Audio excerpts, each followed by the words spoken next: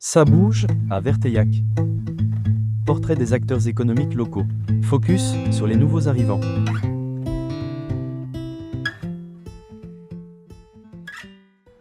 Oui, Nathalie, est-ce que tu peux nous expliquer comment fonctionne cette recyclerie, s'il te plaît?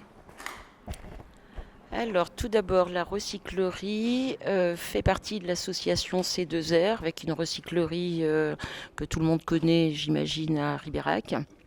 La friperie fait partie de l'association et donc depuis septembre 2023 ouvert à Verteillac la recyclerie dans un hangar route de couture. Donc le mode de fonctionnement est le même que celui de la recyclerie, à savoir nous fonctionnons par don.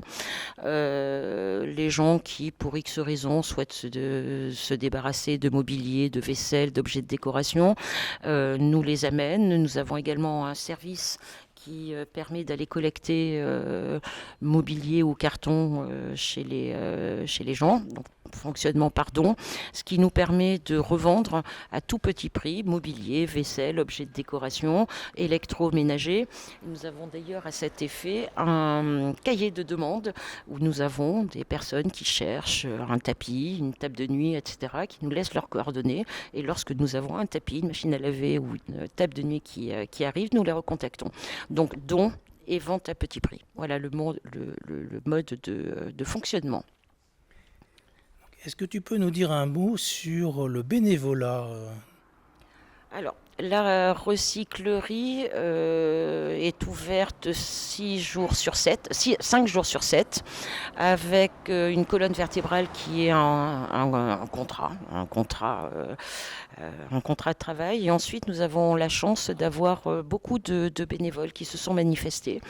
Des bénévoles de Verteillac, de Couture, de Cherval, de Saint-Martial, qui viennent chacun en fonction de leur appétence et de leur disponibilité. Appétence, on va avoir quelqu'un qui va s'occuper plutôt des livres, qui va les ranger, les classer, les répertorier.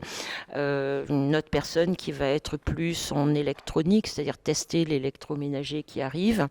D'autres qui vont être plutôt sur les vêtements enfants, les classer, vérifier qu'ils ne sont pas ni tachés ni déchirés, etc. Et puis des gros bras qui nous aident à déplacer les meubles parce qu'on a besoin de place et très régulièrement on change la configuration de la disposition des mobiliers dans le hangar. Donc la recyclerie, c'est évidemment des petits prix pour tout le monde, ça évite d'aller à la déchetterie et c'est un lieu de rencontre où les bénévoles qui ont besoin d'occuper un petit peu de leur temps trouvent matière à s'occuper.